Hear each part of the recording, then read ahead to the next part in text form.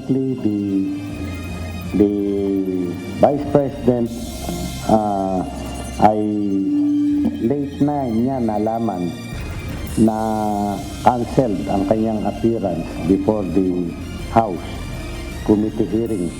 So tapos hindi na siya nakapunta dito and asked for a resetting. Vice President Sara Duterte hiniling sa National Bureau of Investigation na i-reschedule na lang ang pagdinig sa umano'y pagbabanta niya kay Pangulong Ferdinand Marcos Jr. What will happen to if somebody files an impeachment? It will tie down the House, it will tie down the Senate, it will just take up all the time, and for what? For nothing. Planong pagsasampa ng impeachment complaint laban kay Vice President Sara Duterte, hindi susuportahan ni Pangulong Ferdinand Marcos Jr. Hakbang laban sa Vice Presidente, walang mabuting maidudulot sa mga Pilipino. Kapag hindi sila umalis after the end of the year, ang magiging consequence po niyan is mag-initiate na po tayo ng deportation proceedings against them. Ang ibig sabihin po ng deportation proceedings ay forcefully na po silang paaalisin ng bansa.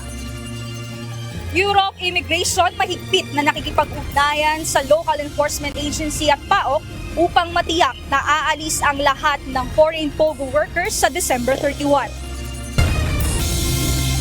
Nag-communicate na po ako para hindi po through media but directly po sa opisina niya.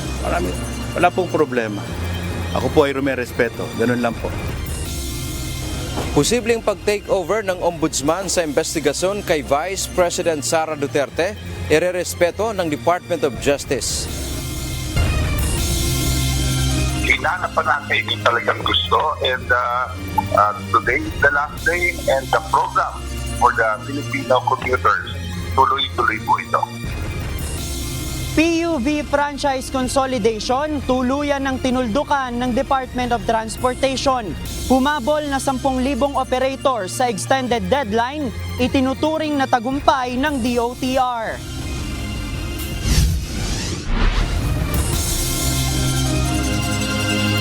Magandang hapon Pilipinas at sa buong mundo. Tayo po ay sabayang napapakinggan sa Radyo La Verdad 1350 ang UNTV Radio. At una sa ating mga balita. Hindi nakasipot si Vice President Sara Duterte sa patawag na investigasyon ng National Bureau of Investigation kaninang umaga. Ngunit nagpadala ito ng kinatawan sa ahensya para magbigay ng sulat. Tiniyak naman ng abogado ng pangalawang Pangulo na sasagot ito sa mga isyu kaugnay ng sinasabing pagbabanta niya sa Pangulo. Ito ang balita ni Ryan Lacanlale. We are expecting the Vice President to appear at 9 o'clock. Actually, nagpadala na ng advance party and check the premises early this morning. But then dumating dito ay si Attorney Paul Lawrence Lim with a letter requesting for a resetting. No-show si Vice President Sara Duterte ngayong araw sa tanggapan ng National Bureau of Investigation. Sa halip, ang abogado niyang si Attorney Paul Lim ang dumating, dala ang sulat na nagsasabing hindi makakarating ang Vice Presidente. Nakasaad sa sulat ang dahilan kung bakit hindi makakarating ang pangalawang Pangulo. Humiling din ito ng resetting ng schedule ng pagpunta nito sa NBI. Apparently, the Vice President ay late na niya nalaman na canceled ang kanyang appearance before the House committee hearing. So, tapos hindi na siya nakapunta dito and asked for a resetting. Humiling din ito sa NBI ng kopya ng complaint, mga dokumento sa investigasyon at mga posibleng itatanong sa kanya. Sa December 11 ang napagkasundo ang reschedule ng pagharap ng pangalawang Pangulo sa NBI. Yun pong pagbibigay namin ng possible question ay pinag-uusapan pa nga namin. pinag-uusapan pa namin mabuti. Hindi pa yun ang final na aming magiging action. But then, i-appraise namin siya kung ano yung iniimbestigahan namin. Pinag-aaralan namin. Under normal situation, hindi talaga dapat. Ayon sa NBI, iniimbestigahan nila ang lahat ng aspeto, di lamang ang umano'y pagbabanta ni VP Sara kay Pangulong Ferdinand Marcos Jr., First Lady Lisa Marcos at House Speaker Martin Romualdez, kundi maging ang sinasabing banta sa buhay mismo ni VP Sara. She is also claiming that there is a threat on her life. Hindi namin ite-take for granted yan. So, dalawang portion, yung threat sa President, First Lady, and the Speaker. Second, also, ay yung threat naman sa kanyang buhay. Baka gusto niyang makipagtulungan sa amin nang maimbestigahan yan. Padadalhan na rin ng subpoena ang mga dumalo sa Zoom conference nang sinabi ni VP Sara ang umano'y pagbabanta para mahingan din sila ng salaysay sa konteksto ng naging pahayag nito. Kabilang na dito yung may-ari ng Zoom account, organizer ng presscon at ilang kawani ng media. Ryan Lacanlale, UNTV News and Rescue. Diyos ang aming sandigan, serbisyo publiko ang aming pinahahalagahan. Pagsasayang lamang umano ng panahon ayon kay Pangulong Ferdinand Marcos Jr. kung isusulong pa ang impeachment o pagpapaalis sa pwesto kay Vice President Sara Duterte. Sa gitna naman ng tumitinding alitan ng mga Duterte at pamilya Marcos, hindi tuluyang isinasara ni PBBM ang posibilidad na magkaayos sila ng kanyang dating katandem sa Uniteam. Ito ang balita ni Benedict Samson. None of this will help improve a single Filipino life. As far as I'm concerned, it's a storm in a teacup. Hindi kagaganda ng pamumuhay ng mga Pilipino ang pagsusulong na impeachment kay Vice President Sara Duterte, ayon mismo kay Pangulong Ferdinand Marcos Jr. Kaya para sa Pangulo, hindi na ito dapat pagkaksayan ng panahon sa gitna ng mga usap-usapan na posibleng pagpapatalsik sa pangalawang Pangulo. Kinumpirma ni PBBM na galing sa kanya ang kumalat na mensahe na hindi niya suportado ang planong impeachment complaint laban kay VP Sara. Nakasad din sa mensahe na ipinatitigil niya ang impeachment complaint laban dito. Well, it was actually private communication, but nalik na, yes. Because that's really my opinion. This is not important. This does not make any difference to even one single Filipino life. Ayon pa sa Pangulo, makakaabala lamang sa Kongreso at trabaho ng gobyerno kung isusulong ang pagpapatalsik sa pangalawang Pangulo. What will happen to if somebody files an impeachment? It will tie down the House, it will tie down the Senate, it will just take up all the time, and for what? For nothing.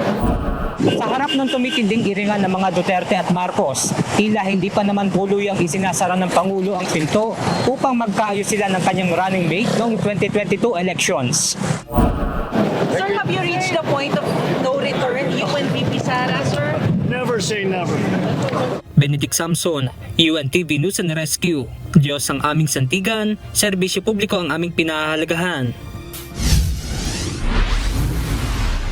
Nagbigay na ng huling babala ang Bureau of Immigration sa lahat ng foreign POGO workers na hindi nagpa-downgrade ng kanilang visa. Ayon sa BI, maaari silang mapatawan ng mas mabigat na parusa kung aabutan ng December 31 deadline para umalis ng bansa. Ito ang balita ni Mia Alonso. Kapag hindi sila umalis after the end of the year, ang magiging consequence po niyan is mag-i-initiate na po tayo ng deportation proceedings against them. Ang ibig sabihin po ng deportation proceedings ay forcefully na po silang paaalisin. Sa pilitang pagpapaalis ang banta ng Bureau of Immigration sa mga foreign POGO workers na hindi susunod sa ibinigay na palugit ng pag-downgrade ng visa at pag-alis ng bansa. Ayon kay Bureau of Immigration spokesperson Dana Sandoval, kailangan ng tapusin ng mga naturang foreign worker ang mga dapat isaayos sa kanilang visa hanggang sa katapusan ng taon. Kailangan po magpaalam na po sila dun sa kanilang mga kasamahan dito, sa mga kaibigan, ibenta na po ang kanilang or i-give up na po ang kanilang lease sa kanilang mga tinitirhan dito.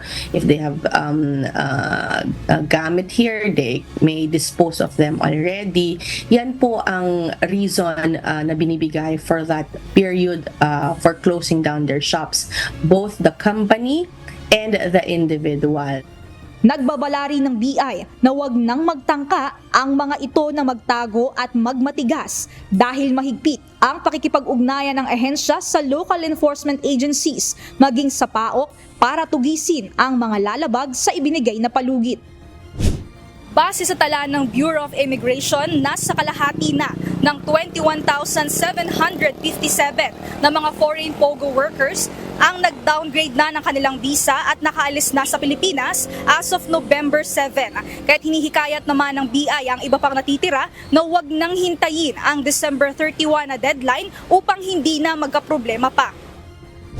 Pag nagkaroon na sila ng violation, hindi na po sila sumunod doon sa patakaran na kailangan na po silang umalis ng bansa by the end of the year. Then, doon po tayo forcibly or magkakaroon ng deportation proceedings, and as a consequence of that, also malalagay po sila sa ating blacklist. Mahigpit na pagpapaalala ng kagawaran na mas piliin ng sumunod upang kung sakaling mayroong legitimate na dahilan para magbalik sa bansa, gaya na lamang kung sila ay magkakaroon ng pamilya sa Pilipinas, ay maaari silang mag-apply ng ibang type ng visa. Mia Alonzo, UNTV News and Rescue. Diyos ang aming sandigan, serbisyo publiko ang aming pinahahalagahan. Plano ng pauwiin na Indonesia si Mary Jane Veloso sa Desyembre. Nais ng naturang bansa na mailipat ang mga foreign prisoners bago matapos ang taon. Ito ang balita ni Joanna Besonia. Sa pagtatapos ng Disyembre ngayong taon, planong ilipat ng Indonesia ang mga bilanggong galing ng Australia, France at Pilipinas. Ayon kay Senior Minister Yusril Iha Mahendra, ito ang target nilang makumpleto ang pagpapauwi sa mga naturang preso. Kasama si Veloso sa mga high-profile prisoners na nabigyan ng pahintulot na ilipat upang tapusin ang sentensya sa kanilang mga bansa. Sinabi ni Mahendra na desisyon na ng Pilipinas kung bibigyan siya ng amnestiya o remisyon. Ngunit imomonitor pa rin ng Indonesia ang kaso nito. Samantala, patuloy ang panawagan ng iba't ibang grupo kay Pangulong Ferdinand Marcos Jr. na pagkalooban ng executive clemency si Veloso. Una nang sinabi ni PBBM na pinag-aaralan niya na ang bagay na ito. Joanna Bisonia, UNTV News and Rescue Malaysia, Diyos ang aming sandigan, serbisyo publiko ang aming pinahahalagahan. Iginagalang ng Department of Justice o DOJ ang pahayag ni Ombudsman Samuel Martires na posibleng sila ang mag-takeover o humawak sa investigasyon kaugnay sa munang pagbabanta ng Vice President o ni Vice President Sara Duterte laban sa Pangulo. Samantala ay giniit ng ilang kongresista na hindi kasama sa kanilang agenda ang issue ng impeachment case laban sa Vice Presidente. Ito ang balita ni Dante Amento. That is their prerogative. We will respect them. Karapatan ng ombudsman na sabihin na pwede nilang hawakan ang investigasyon kay Vice President Sara Duterte sa halip na ang National Bureau of Investigation o NBI. Kaugnay ito sa isyu ng umano'y pagbabanta ni VP Sara kay Pangulong Ferdinand Marcos Jr. Ayon kay Department of Justice o DOJ Undersecretary Jesse Andres, iginagalang nila ang pahayag ni Ombudsman Samuel Martires hinggil dito. Dagdag pa nito, nagkaroon na sila ng ugnayan sa tanggapan ni Ombudsman Martires. Nag-communicate na po ako para hindi po through media but directly po sa opisina niya. Wala pong problema. Ako po ay rumerespeto. Ganun lang po. Pero nilinaw ng DOJ official na patuloy silang maninindigan pagdating sa pagtataguyod ng hustisya at pagpapatupad ng batas. Ganun pa man, sa gitna ng lahat ng nangyayari, ang DOJ po will continue to stand up for justice, national security, and the rule of law. Sabi naman ng NBI, handa silang makipagtulungan sa ombudsman kung sila ang mag-iimbestiga sa issue. For example, itong particular case na to, no, the threatening remarks was done because of her office. The ombudsman can take over. No, pero sabi na nga ni Ombudsman Martires, it looks like yung threatening remarks na ginawa niya na yun out of her personal capacity, hindi in connection with his office, her office as a vice president. Samantala, sa issue naman ng impeachment complaint, ayon sa ilang House leader o mambabatas ng Kamara, hindi ito kasama sa kanilang agenda o napag-uusapan man. Dagdag pa ni Congressman Jefferson Conghon, galing mismo sa Vice Presidente ang issue ng impeachment. Ang nagbabanggit lang naman ng mga salitang impeachment si mismong si Vice President din dahil pinangungunahan nga niya yung aksyon ng House of Representatives. Kung sakaling may maghahain ng impeachment ay kailangang aprobahan pa ito ng at least 1/3 ng mga miyembro ng House of Representatives para maipasa bago maiakyat sa Senado. Dante Amento, UNTV News and Rescue. Diyos ang aming sandigan, serbisyo publiko ang aming pinahahalagahan. No comment si Senate President Francis Cheats Escudero sa usapin kaugnay ng pagsusulong na impeachment case laban kay Vice President Sara Duterte. Sang-ayon naman si Senate President Pro Tempore Jinggoy Estrada sa panawagang wag na ituloy ang planong impeachment sa pangalawang Pangulo. Ito ang balita ni Asher Cadapan Jr. Tumanggi nang magkomentaryo si Senate President Francis Cheats Escudero sa issue kaugnay ng impeachment case laban kay Vice President Sara Duterte. Ito ay matapos kumpirmahin ni Pangulong Ferdinand Marcos Jr. na nagsabi ito sa ilang kongresista na wag nang isulong ang usapin sa pagtatanggal kay VP Sara sa pwesto. Paliwanag ng Senate leader, hindi siya magbibigay ng pahayag sa anumang usapin kaugnay ng impeachment dahil silang mga senador ang dumidinig ng lahat ng mga impeachment case. Hinihikayat rin ni Escudero ang mga kapwa nito senador na wag na rin magsalita kaugnay ng naturang issue. Sinuportahan naman ni Senate President Pro Tempore Jinggoy Estrada ang pahayag ni PBBM. Ayon kay Senador Estrada, hindi na dapat ituloy ang impeachment dahil marami ng mabibigat na problema ang bansa. Mas kinakailangan anya itong tugunan hindi lang ng dalawang pinakamataas na opisyal kundi maging ng mga mambabatas. Magdudurot lang din anya ito ng pagbabaha-bahagi at gambala sa Kongreso mula sa mga issue na mas kailangang pagtuunan ng pansin. Dapat din anyang nag-uugat ang pagsasagawa ng impeachment sa mga prinsipyo ng hustisya at pananagutan at hindi personal o hindi dapat ito partido. Hiling na mababatas ang pagkakasundo sa pagitan ng dalawang leader para sa kapakanan ng mamamayang Pilipino. Nananatili namang tikom sa pahayag ni PBBM ang iba pang mga senador. Asher Cadapan Jr., UNTV News and Rescue. Diyos ang aming sandigan, serbisyo publiko ang aming pinahalagahan. Narito naman ang mga balita sa iba't ibang panig ng mundo na ihahatid ng ating global correspondent na si Maven Carizo mula sa Perth, Australia.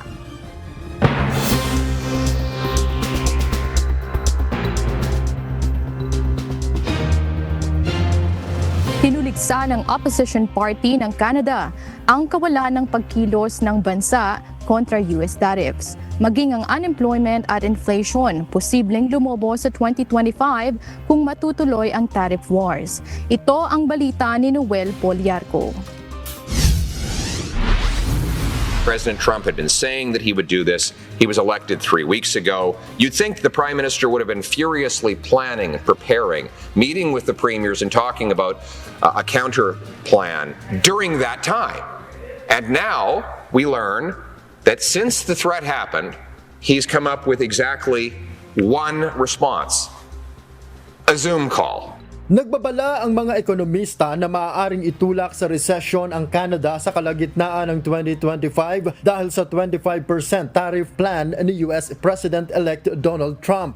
Ayon sa Oxford Economics, tataas ng 7% ang inflation rate habang aabot sa 8% ang unemployment rate. Lubos na maaapektuhan ang manufacturing, auto at energy sectors ng Canada dahil labis itong nakadepende sa American suppliers. Ito ang dahilan ng pagdiin ng Opposition Conservative Party sa tila kawalan ng aksyon ng Trudeau administration sa banta ng incoming Trump administration. Maging ang mga provincial premier ng Canada ay sang-ayon sa hinaing at pagkilos ng next US President kumpara sa sariling leader. Sa mga post sa social media X, hinikayat ni Alberta Premier Daniel Smith ang Canada na makipagtulungan sa US upang maiwasan ang anumang taripa laban sa bansa, habang pinangunahan naman ni Ontario Premier Doug Ford ang pakikipag-usap sa US Drug Enforcement Agency at mga Canadian government agency upang talakayin ang usapin sa security, border, drugs at immigration. Nagkaisa rin ang mga Canadian First Premiers na ipatawag si Trudeau sa isang emergency meeting upang pag-usapan ang Team Canada approach sa ikalawang termino ni Trump. Samantala, una nang nagpatawag ang Canada Prime Minister ng pagbabawas sa immigration goals ng bansa bilang tugon sa ilang immigration requests ni Trump. Today, we're announcing that we will reduce the number of immigrants we bring in over the next 3 years, which will result in a pause in the population growth over the next 2 years. Hinikayat din ito ang mga Canada companies na simulang mag-hire ng local employees at graduates upang matulungan ang ekonomiya ng bansa. Businesses should no longer rely on cheap foreign labor. My message to them is that there is no better time to hire and invest in Canadian workers. Ayon pa sa Trudeau administration, hindi ito iiwas na paluin ng US ng kaparehas na tariffs upang mapangalagaan ang kapakanan ng mga Canadians. Mayroon ng higit sa 1 milyong Filipino-Canadians o 2.1% ng total population ng bansa. Noel Poliarco, UNTV, News and Rescue, Edmonton, Canada. Diyos ang aming sandigan, serbisyo publiko ang aming pinahahalagahan.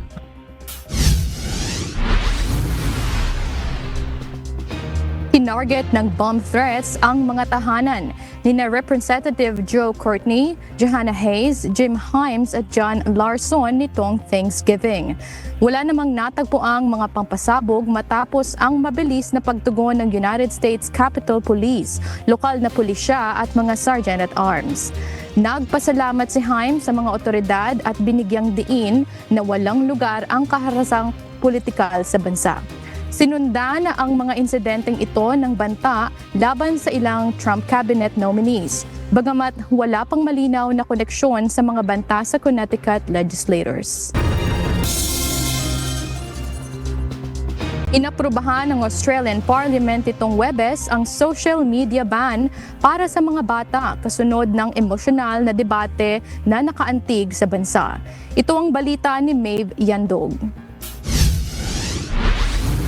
Platforms now have a social responsibility to ensure the safety of our kids is a priority for them. Ipinaalaala ni Australian Prime Minister Anthony Albanese ang responsibilidad ng social media platforms na tiyaking ligtas ang mga bata.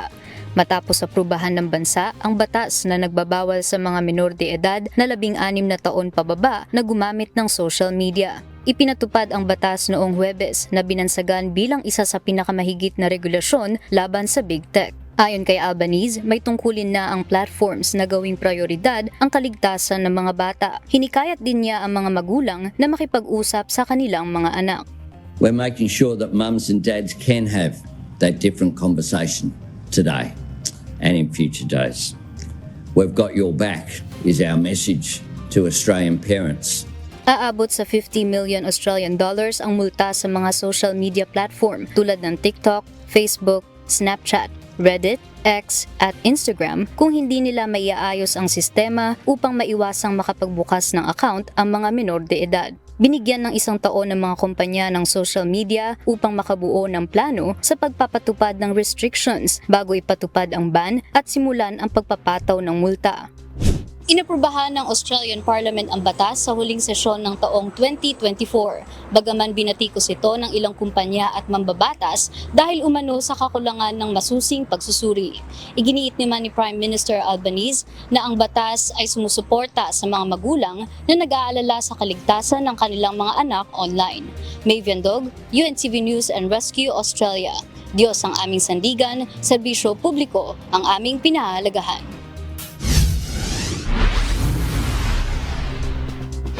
Sinalanta ng mapaminsalang landslide ang Eastern Uganda na nagresulta sa pagkamatay ng 15 tao habang mahigit 100 pa ang nawawala. Nangyari ito noong Miyerkules sa Bulambuli District. Mahigit 40 bahay ang tuluyang nalubog sa putik habang marami ang naapektuhan ng iba't ibang pinsala. Ayon kay Charles Odongso, tagapagsalita ng Office of the Prime Minister, patuloy ang paghahanap ng mga biktima sa 8 komunidad. Nahihirapan ang mga otoridad dahil sa mga sirang kalsada at tulay na nagiging sagabal sa operasyon. Itinuturong sanhi ng landslide ang pagkaubos ng kagubatan sa mga bundok ng Uganda. Mula noong Oktubre, nakaranas ang Uganda ng malakas na ulan na nagdulot ng malawakang pagbaha at landslides sa ilang rehiyon. Ang Bulambuli ay bulubundukin at nakaranas na ng mga katulad na sakuna, kabilang ang isang avalanche noong 2010 na kumitil ng hindi bababa sa 80 tao. At yan ang mga balita mula sa iba't ibang panig ng mundo mula dito sa Perth, Australia. Ako si Maven Carizo, magandang gabi.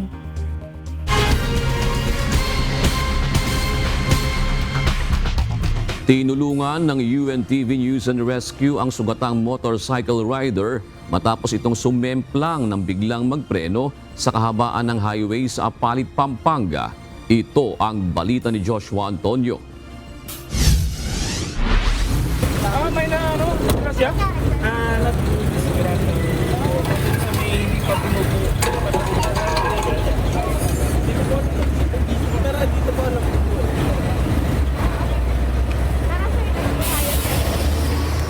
Sugatan ng motorcycle rider na ito matapos sumemplang sa kahabaan ng MacArthur Highway, Barangay Sampaloc, Apalit, Pampanga, mag-aalauna ng madaling araw kanina, November 29. Nadatnan pang nakatayo ang rider at saka ipinasok sa rescue vehicle ng UNTV News and Rescue para ma-assess ang kalagayan nito. Hindi naman po, hindi po tumama yung ulo niya. Hindi naman po naka-helmet naman. Opo. Check ka lang po. Dito po. Wala. Dito po, sir. More dito dito sa likod. Sa may likod po. Okay. Umano ka po ba, sir, yung naulit? Nangyari po ganun. Tapos Padapa. Pisiko. Kinilala ang pasyente na si Sean Pitogo, 24 years old, na taga Imus, Cavite. Nilapatan ng paunang lunas ng rescue team ang mga natamo nitong gasgas sa magkabilang kamay at tuhod. Sa una ay ayaw pa nitong magpatreat dahil inakalang may bayad ang serbisyong ginagawa ng UNTV. May bayad po ba? Wala po. Ayon sa rider, nawalan siya ng balanse at sumemplang nang bigla na lang kumagat ang preno ng kanyang motorsiklo. Doon po, dumulas yung gulong. Tama po. Nag-brake po siya eh. Nag-brake tapos nawalan na ng control. Nag-brake ka po at nawalan na. Matapos lapatan ng first aid ang mga natamong injury ng rider, ay tumanggi na ito magpadala pa sa hospital. Joshua Antonio, UNTV News and Rescue. Diyos ang aming sandigan, serbisyo publiko ang aming pinahahalagahan.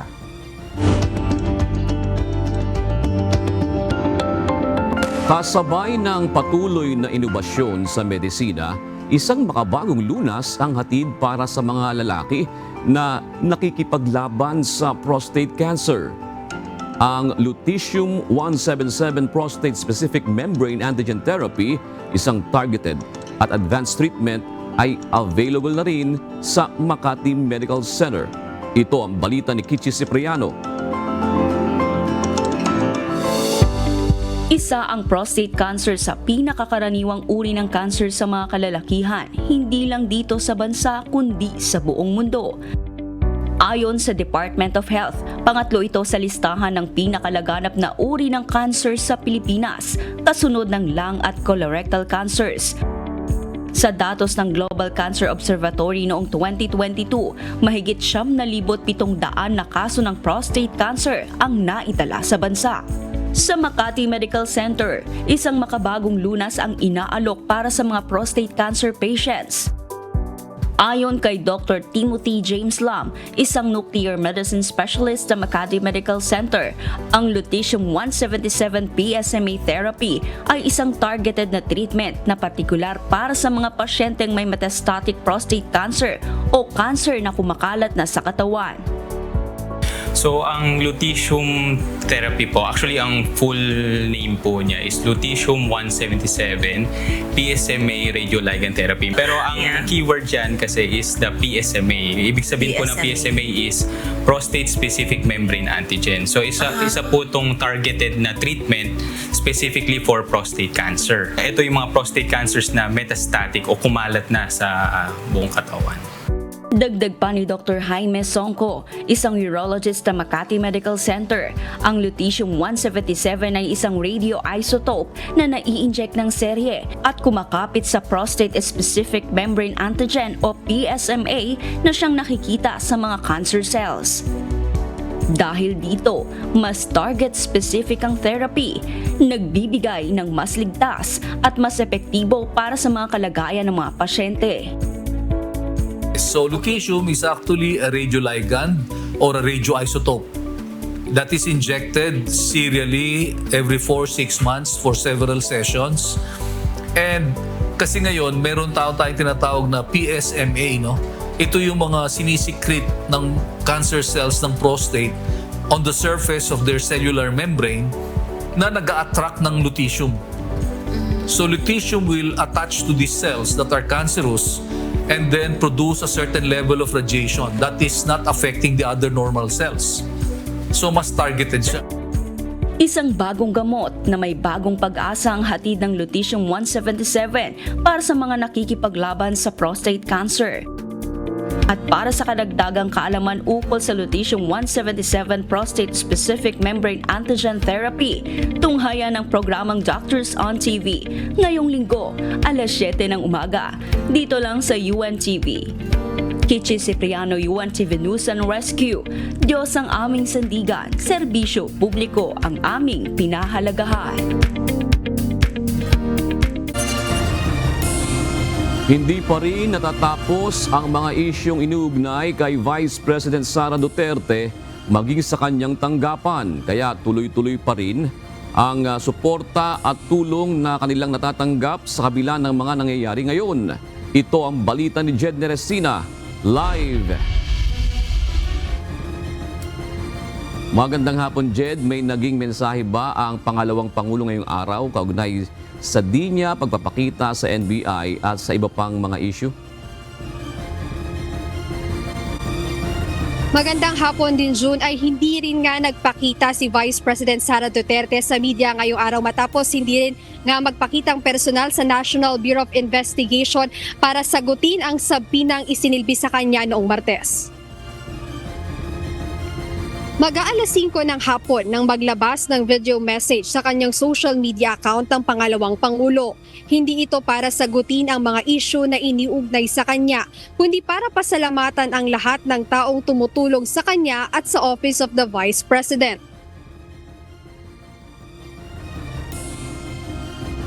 The Office of the Vice President would like to express our deepest gratitude to all the lawyers, doctors, and other professionals who are helping the personnel affected by the ongoing crisis in the office. Dagdag pa ni VP Duterte, ang mga legal na dokumento ay nasa kanilang mga abogado na at ang mga pasyente o OVP staff na kasalukuyan pa rin nasa Veterans Memorial Medical Center ay nasa pangangalaga ng mga doktor. Aniya ang suportang kanilang natatanggap ay siyang nagbibigay daan upang maipagpatuloy nila ang kanilang mga trabaho sa opisina ng Vice Presidente. Siniguro rin ni VP Sara ang patuloy na paglilingkod niya sa sambayan ng Pilipino. We assure the Filipino people that even in times of crisis and without resources, we shall stand tall, strong, and resilient in our service to the Filipino people. We will not break. Samantala, nagpakita ng suporta si Senator Ronald Bato de la Rosa kay VP Duterte sa kabila ng hindi nito pagsipot sa NBI ngayong araw. Paliwanag ng senador na handa naman ng pangalawang pangulo sa anumang investigasyon na gagawin ng NBI. Hindi naman niya sinabi na hindi siya magpapaimbestiga. Kung hindi siya makarating doon, then the NBI can go to her office to conduct the investigation. As I've said, he is not placing herself above the law. She's open. She's open for investigation. And all NBI has to do is to go to her office. Mag-conduct ng investigation. Wala namang problema doon. June, sinubukan nga nating hinga ng pahayag si Vice President Sara Duterte kaugnay sa hindi nito pagpapakita ang personal sa NBI ngayong araw para sagutin nga yung sabinang isinilbi sa kanya noong Martes, pero wala pa rin inilalabas ang Office of the Vice President tungkol dito. Maging hiningan din natin ang OVP tungkol naman sa mensahe ni Pangulong Ferdinand Marcos Jr. tungkol sa impeachment naman kay VP Sara, ngunit wala pa rin inilalabas ang Office of the Vice President kaugnay dito. So yun yung inaantay natin, June, sa ngayon, yung mga sagot ni Vice President Sara Duterte sa kabi-kabilang issue na nangyayari sa ngayon. June? No, kasi sa mensahe niya, sa sinasabi mo, Jed, parang chill muna tayo, parang ganun. Kasi kung baga bumubuti yung lagay ng kanyang mga staff, so wala munang, parang ganun tingin natin doon sa mensahe ngayon, wala munang wala munang war, wala munang palitan ng salita, ganun Jed. Ganun nga, Jun, yung nakikita natin sa mensahe ni Vice President Sara Duterte na tila iniiwasan niya munang sagutin yung mga nangyaring issue sa kanya ngayong araw dahil nabanggit rin kanina sa panayam natin kay Senator Ronald Bato de la Rosa kaugnay sa kalagayan ng dalawang OVP staff dito sa Veterans Memorial Medical Center na improving o tuloy-tuloy yung pagganda ng kanilang kalagayan matapos ngang ma-confine dito sa VMMC, pero hindi pa rin naman binigay ni Senator de la Rosa kung makakadalo sa susunod na pagdinig sa Kamara ang dalawang OVP staff, June. Maraming salamat, Jed Neresina. Tagumpay na para sa Department of Transportation ang implementasyon ng Public Transport Modernization Program o PTMP. Ayon sa DOTR, sa higit isang buwan na ginawang consolidation ay nakapasok na sa programa ang mga operator na nagsabing hahabol sila. Ito ang balita ni JP Nunez. For us, it is a success dahil yung gustong sumama ay nasa programa na po. Huling araw na ngayong November 29 para sa extension ng franchise consolidation. Ito na lang ang pagkakataon ng mga operator ng traditional na jeep na naiwan sa programa na bumuo ng mga kooperatiba at maging bahagi ng Public Transport Modernization Program ng pamahalaan. Noong April 30, tinuldukan mismo ni Pangulong Ferdinand Marcos Jr. ang consolidation. Pero muli itong binuksan noong nakaraang buwan dahil sa pakiusap ng ilang operator. Ayon sa DOTR, matagumpay na ang PTMP dahil sa loob ng higit isang buwan na extension ay nakapasok na sa programa ang mga nagsabing hahabol sila. Hinanap pa natin yung talagang gusto and today is the last day and the program for the Filipino commuters tuloy-tuloy po ito. Ayon kay Yusek Andy Ortega, nasa 10,000 mga operator ang humabol sa programa sa higit isang buwan na ginawang extension. Gayunpaman, ang mga hindi nagpa-consolidate ay hindi na nila mapipilit. Ngunit hindi makatatanggap ang mga ito ng mga benepisyo mula sa programa ng gobyerno gaya ng fuel subsidy. Yung mga ayaw naman talaga, I believe, matagal naman nila decision na ayaw na talaga nila. Talaga hindi na sila tama sa programa for whatever personal reasons. Samantala, para sa transport group na Piston na tutol sa franchise consolidation, wala umanong humabol sa kanilang mga miyembro sa extension. Ang nais pa rin nila ay payagan ang mga individual na prangkisa ng mga operator. Wala naman nung lumabas yan ay nagpumosisyon naman kami. Kaya sabi namin ay hindi namin kailangan yung extension sa pinang consolidation. Ang kailangan namin namin ay payagan kami makapag-renew at makapag-rehistro. Hindi rin naniniwala ang piston na aabot pa ng 10,000 operator ang pumasok sa consolidation sa higit 1 buwan na extension. Mayroon paniwalaan dahil lang siyempre ang LTFRB at ang BOTR, sasabihin talaga nila dyan ay merong humabol. Pati naman sa mga monitor natin sa field, sa mga area, ay wala namang humabol doon sa mga consultation. Bukas, kasabay ng Bonifacio Day, ay magsasagawa ng malawakang protesta ang piston at mga labor group upang igiit ang kanilang mga hinaing. Naniniwala ang piston na palpak pa rin ang implementasyon ng modernization program ng gobyerno. Hindi naman talaga nila aminin na lapse yung kanilang programa, yung kanilang modernization. Kundi ang sasabihin talaga nila dyan ay matagumpay sa layunin na para makapangikayan pa rin sila ng mga gustong pumasok. Kaya ang isang malaking problema dito, ito ay bertahan JP Nunez, UNTV, News and Rescue. Diyos ang aming sandigan, serbisyo publiko ang aming pinahahalagahan. Batid ng Department of Transportation o DOTR ang dumaraming street dwellers sa EDSA busway. Ayon kay Undersecretary Andy Ortega, lubhang delikado ito sa mga bus na dumadaan doon dahil sa posibleng aksidente. Para tulungan ang mga street dweller at maalis ang pangamba ng mga bus driver, nakipag-ugnayan na ang DOTR sa Department of Social Welfare and Development at sa Department of the Interior and Local Government. Ito ang mga ahensya na mayroong mga programa na tumututok sa pagtulong sa mga street dwellers. Sumulat na kami sa DILG, lalo-lalo na sa DSWD. Dahil programa po nila ito para matukoy, makuha, makupkop yung mga ganitong klase mga street dwellers para naman iwas aksidente sa bus riders at matulungan itong mga street dwellers natin. Irerekomenda ng Commission on Elections sa Department of the Interior and Local Government na gumawa ng aksyon laban sa mga barangay official na sangkot sa irregular surge o hindi pangkaraniwang pagtaas ng bilang ng mga botante. Ayon kay Chairman George Erwin Garcia, maaaring masuspinde ang mga pasaway na barangay official o matanggal sa serbisyo. Batay sa report na Special Task Force or Special Task Investigation ng COMELEC, kabilang sa nakita nilang may sobrang pagtaas ng bilang ng mga botante ay sa Carmen, Cagayan de Oro City at Makati City. May ilang pang mga lugar na iniimbestigahan din sa kaparehong kaso.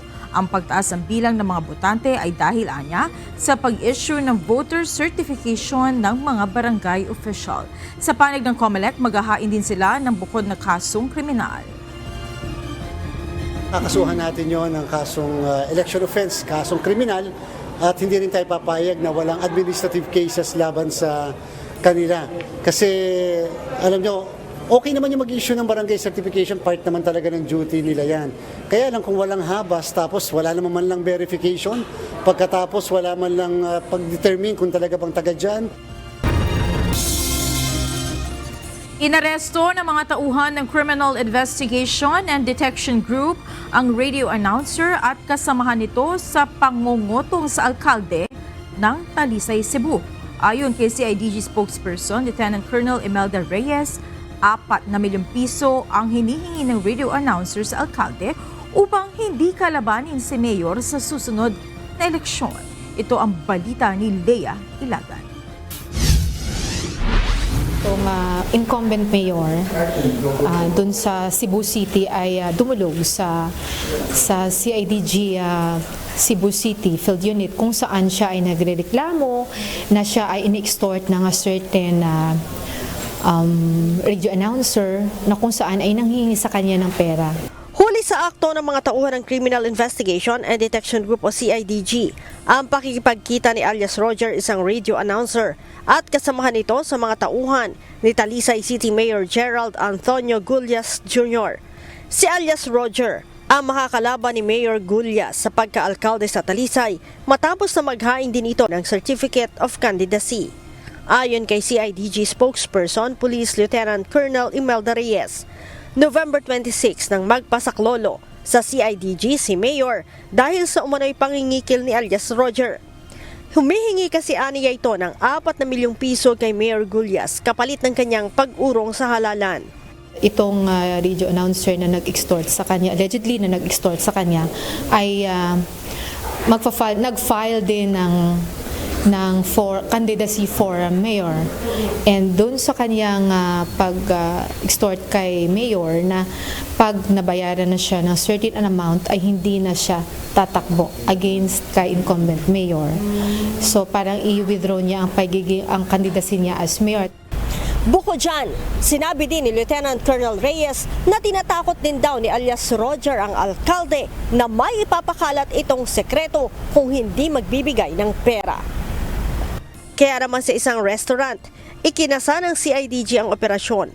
Nagkita ang suspect at mga tauhan ni Mayor para ibigay ang pera. Nagkaroon ng pag-abutan ng pera, kaya quote in the act, that's why lumapit ang ating operatiba ng CIDG. Ang suspect, itinatanggi ang pangingikil. Meron tao, sir, na tumatawag sa akin, hindi ko alam sino siya. Sabi niya nga, sir, withdraw. Kasi okay, for me, pag-isipan ko muna. So nga, kahapon, nagkausap kami ni Kap na bigay ko ng withdrawal sa niya. Ano ba? Parang hindi na po mag-cancel ka ng patuloy yung pagtakbo ko bilang isang mayor. Yung aligasyon ni Mayor dito sa pinabit niyo, totoo na to. Sir, dito po niya talaga, sir. Si Mayor, nanindigang si alias Roger ang nanghingi sa kanya. So, pina-conversation ko na lang with my staff, texted with another number. So, my staff met with him. First question is, ikaw ba tong naghingi ng 4 million? Then he said, yes. Then he said that, my staff said na hindi kami babayad talaga. Then he said, sige, 2 million na lang, discount 50%. Ang dalawang suspect ay mahaharap sa reklamong robbery, extortion. Leia Ilagan, UNTV, News and Rescue. Diyos ang aming sandigan, serbisyo publiko ang aming pinahahalagahan.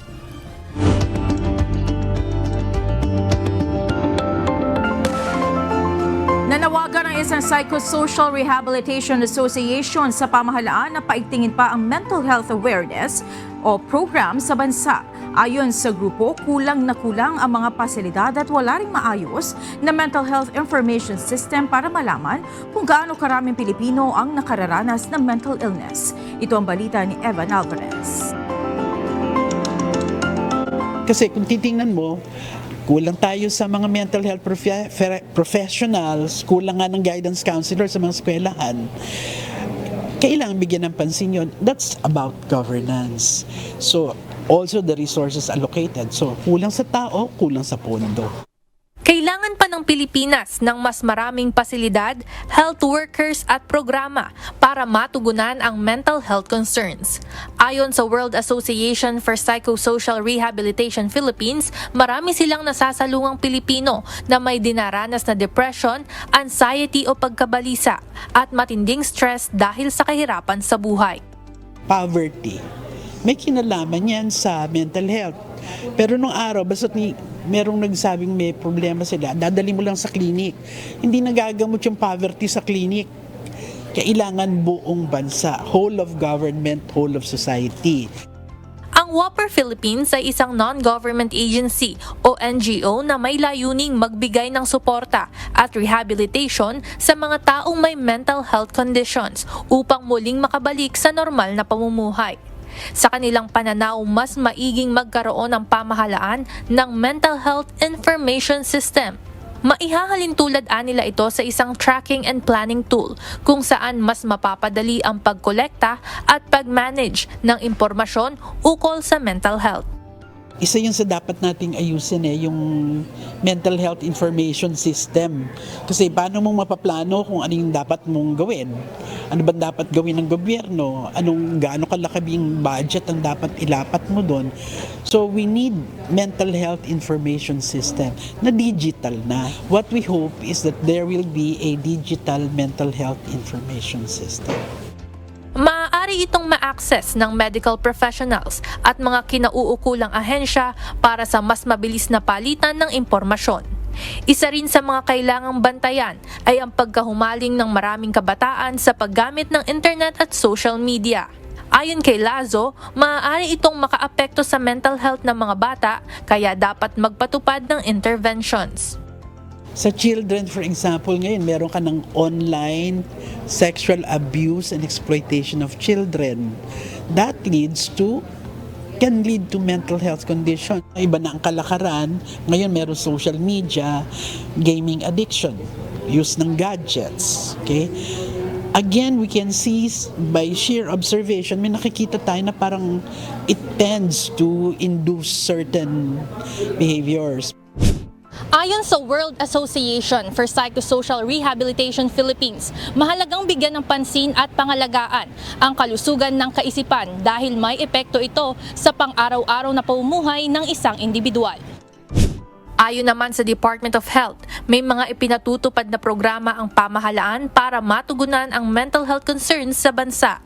Naglunsad rin sila ng 2024 to 2028 Philippine Council for Mental Health Strategic Framework para sa development ng mental health policies. Kasama rin ito sa 8-point agenda ng DOH kung saan kakatulungin ang iba't ibang ahensya at stakeholders para mapalakas ang patient navigation at referral pathways. Pati na ang pagkakaroon ng mga estratehiya para magkaroon ng support at mental health responsive communities. Samantala, umaasa naman ang Whopper Philippines na mabibigyang katugunan ng mga inisyatibong ito ang issue upang maalis ang stigma at mapalawak ang mental health awareness sa bansa. Ivan Alvarez, UNTV News and Rescue. Diyos ang aming sandigan, serbisyo publiko ang aming pinahahalagahan.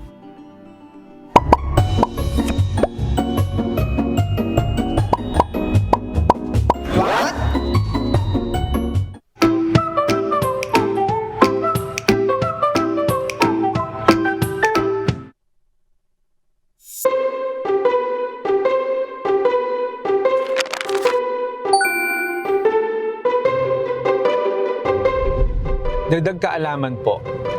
Ninyo ba napapansin minsan pag nasa kalsada kayo, may mga signages tayong nakikita. At bawat signages na yon, merong mga kulay na ginagamit. Halimbawa, meron ka nakikitang signage na kulay red, dilaw. Pag napunta ka naman ng airport o kaya sa NLEX, madalas mo nakikita kulay green na signage. At minsan meron pang kulay blue. Ano kaya ang ibig sabihin ng mga signages na yan? Alamin po natin.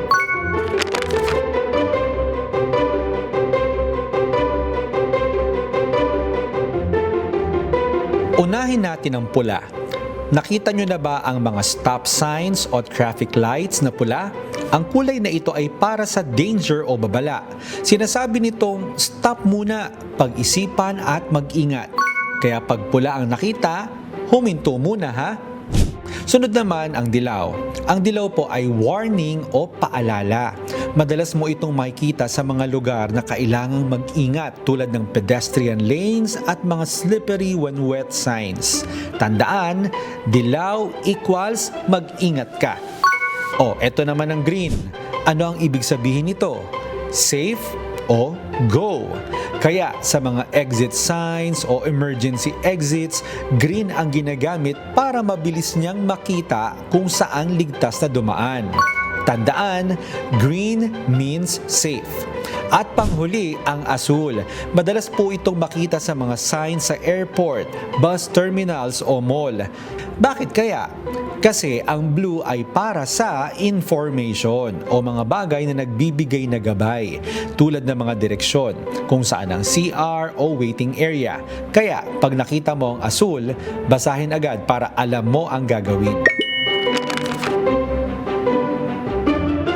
Ngayon po, alam na natin kung ano ang ibig sabihin ng mga kulay na yan. Hindi lang pala yan basta mga palamuti, kundi meron pong mahalagang ibig sabihin na ang primary concern ay ang kaligtasan ng mga pasahero, mga pedestrian at mga tao na makakakita ng mga signages na yan. Sana po may natutuhan kayo at lagi pong tatandaan, mapalad po ang tao na nakasumpong ng karunungan at ang tao na nagtatamo ng kaunawaan.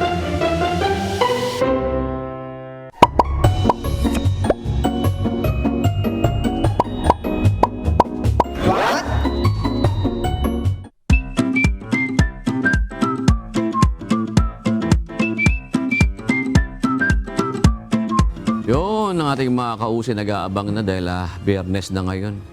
Sana naman sa weekend, wala na masyadong gulo. Anong gulo ba yan? Yung... Mga bayan sa politika, mga usapin sa politika. Oo. Mahirap makisawsaw ng ganyan. Kaya ngayon ating mga kababayan, mga kausi, hinay-hinay ho tayo. Mas maganda yung makakapag-create ng pagkakaisa kaysa pagkakawatak-watak. Oo. Kasi yun yung yun naman talaga ang...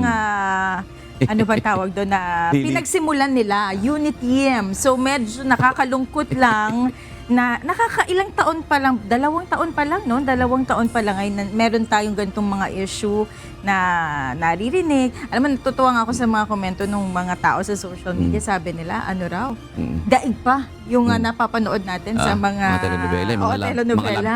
Oo, yung mga break-up daw na nakikita natin. Iba, inaabot ng mga 20 bago Nag-break. 20 talaga yun.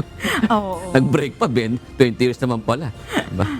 Pero sinabi naman ng ng ating Pangulo na never say never, 'di ba? Sinabi niya dun sa ambush interview. So, tingnan natin, sana, 'di ba? Kasi ang pagkakasundo ng dalawang 'yan, ng dalawang pinakamataas na official natin, ay pakinabang din naman natin mga tao. Dapat lagi tayong objective sa lahat ng bagay. Diba?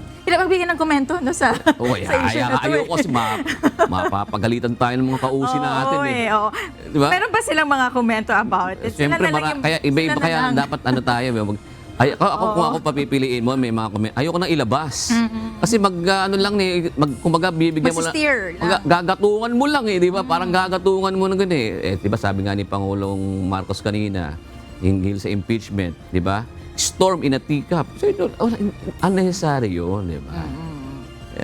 Mas maganda. Sana nga papayap mo na. Maganda rin naman yung mensahe ni VP Sara kanina. Dapat, nabalanse yan, ha? May mensahe yung isa, may mensahe yung isa. Side tayo, ha? Oo, both sides. Wala namang patutsado yung isa, wala namang, di ba? Wala namang sinabing masama, di ba? Hindi kumbaga, yung kabutihan ng kanya mga staff naman. Sana gano'n na lang tayo, pag-ibig, di ba? Pag-ibig. Yan tayo. Sige, sino ba itong mga may pag-ibig natin mga kausin na to? Ayan, ito po. Salamat po at shout out kina Cindy Looper. Iba yung lang spelling niya. Kay Angelito Diniego at kay Crisanto Ariola. Maraming salamat din kina Ella Antonio Alberto Legislador Jr. at Christopher Casaul. At sa ating po mga kasambahay, kung may mga istorya po kayong nais balikan sa Ito ang Balita, pwede niyo po ito muling mapanood sa aming mga official social media account. Magtungo lamang po sa UNTV News and Rescue YouTube channel at i-click ang subscribe button. Gayon din sa aming Facebook at TikTok accounts. Mapapanood nyo rin po dito ang iba pang news programs ng UNTV, pati na ang iba pang video ng nag-iisang public service channel. Kaya subscribe, like, and share. Narito naman ang salita ng Diyos na ating sandigan mula sa aklat ng Efeso 4:32 na nagsasabi, "At magmagandang loob kayo sa isa't isa, mga mahabagin, na mangagpatawaran kayo sa isa't isa, gaya naman ng pagpapatawad sa inyo ng Diyos kay Kristo."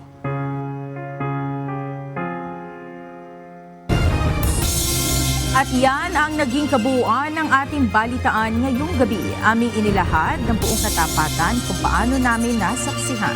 Ay po'y makapagtitiwala na ang aming nakita at narinig, ang aming ibinabalita. At dito po sa UNTV, Diyos ang aming sandigan, serbisyo publiko, ang aming pinahahalagahan. Magandang gabi po.